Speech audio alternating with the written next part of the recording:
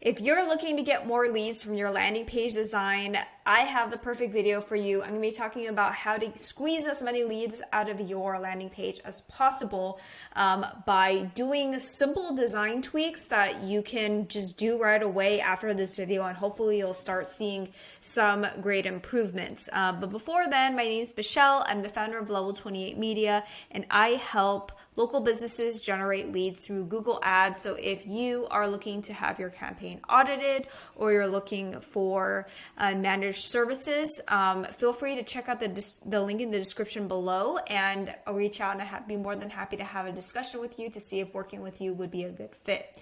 Now let's go ahead and dive into how to get more leads from your landing page design. And with that, I wanted to say that bad landing pages can kill your campaign. If you do not have the right landing pages or website set up properly on the back end, you're sending traffic to a place that's just bleeding all your money away. So you're wasting all your money, and you really need to focus on getting the right conversion architecture in place. And I'll talk about that with the next things that I want you to implement in your campaign. So the first thing is to make your CTA button stand out, your call to action. What do you want your end user to do? Do you want them to fill out the form to get a free estimate, which in this example, that's what it is. It's get a free estimate. Do you want them to call you? Do you want them to get a free quote? Do you want them to get a consultation? You need to tell the end user what you want them to do. Believe it or not, people need to be told what to do and then they'll do it. So you need to make it really easy and pop out in their face. One thing that I would actually change about this design is I would actually make this color. I like that there's a contrast here between this green and this olive, but I wonder if maybe just changing the color on this altogether would be even better. And that could be an A/B test. Maybe test this green versus a different color, because this green is the same shade as this, and see what allows it to lift the conversion, whether it's having this or having a different brighter or darker color that aligns with the color scheme. See which one works best. But really, your call to action, or CTA, is what's really important, because this is what you want your end user to do to become a lead. So you need to tell them exactly what you want them to do, and in this case it would be get a free estimate. The next thing is to keep above the fold design simple. What I mean by above the fold is it's the screen that the user sees before they scroll down. The fold is that space pretty much on the screen below, like when you scroll down. So you want to keep above the fold really simple, because most people are going to be spending their time there anyway. So keeping the above the fold design simple, tell the user exactly what you have to offer, the care that every dog deserves. So in this case, it is a doggy training and daycare and boarding school or program, and that's very clear here. And then they've got some social proof with the 5 stars. And they're telling me what I need to do next, which is either calls. So their call to actions here. And then they also have another call to action. 2 very simple call to actions. One is to call and one is to fill out the form. And it seems like from the way that they designed this page, it looks like they are really trying to encourage me to fill out the form more than call them, because it's a lot more prominent here.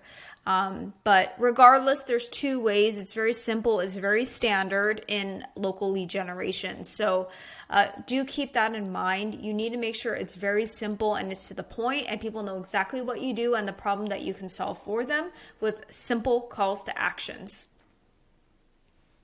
Number 3, creating a sense of urgency. This will typically come from an offer. So whether it's 2 weeks free trial, or get a free day pass if you have a gym or you have a co-working space, something to get someone to move quicker to take action. Another thing that you could do is also put an end date, telling people like, hey, ends on June 30th. You've only got 13 days left to hurry up and take advantage of this offer. You could do that, with, a countdown, with a deadline. You can do that, with specific offers that are really enticing. I wouldn't just use like any random offer. I'd want to use an offer that's going to get, quite a bit of engagement from the ads. And that's really important. You want to make sure that that's in the ads, and you also want to make sure that that's on the landing page, because once it's there, it's going to make the user want to move quicker. Now, one thing that I find really cheesy, and I'm sure you've probably seen too, on these webinar pages or these like really shady looking sales pages, they'll have a little countdown timer saying like, oh, the price is going to go up in 3 minutes. So you better hurry up and take action. And it starts counting down from 3 minutes.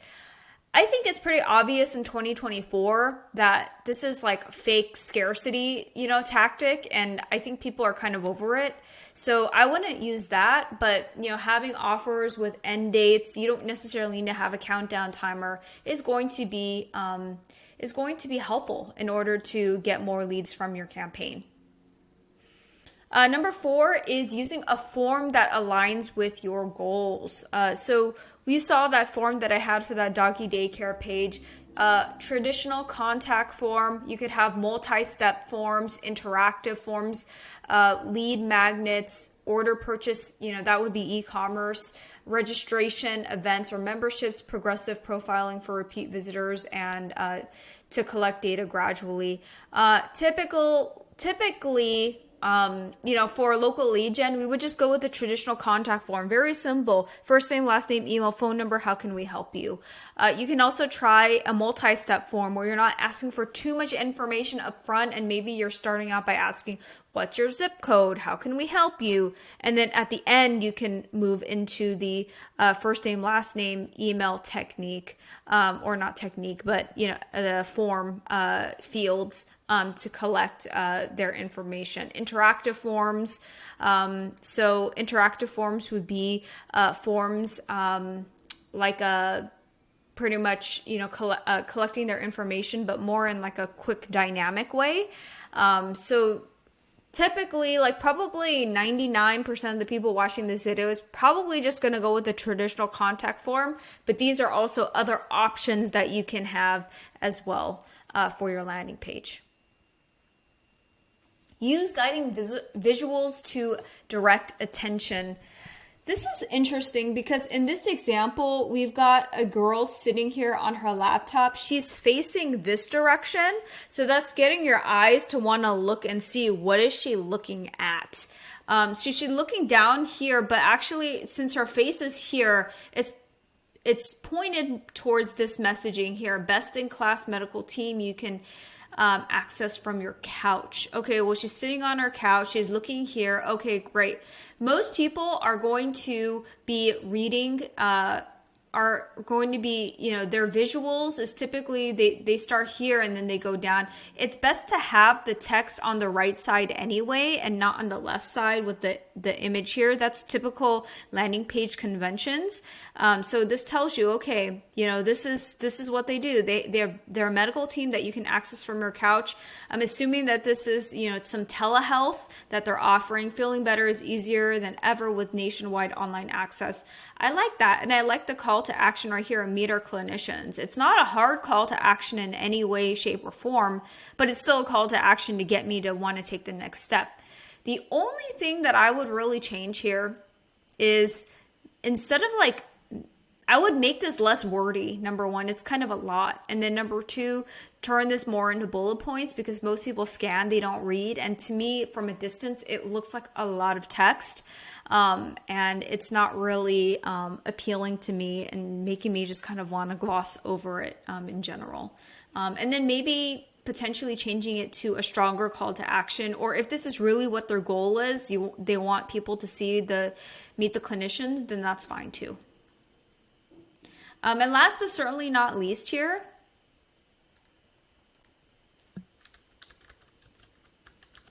oh shoot. And last but certainly not least, optimize for your mobile devices. I cannot stress enough to you how important it is to optimize for mobile devices. probably more than 80% of the traffic that's coming from your ads is going to be coming from mobile. So you need to make sure that your landing page or website is optimized to fit the screens of a mobile phone. So that users are able to get what they need and give you the information that you need to contact them, and eventually turn them into paid customers. So it's really, really, really important to optimize for mobile devices. I cannot stress that enough. So if you found this video helpful, I would love it if you could give it a thumbs up, as well as subscribe to this channel. I post videos every week, and I will see you in the next one. Thank you.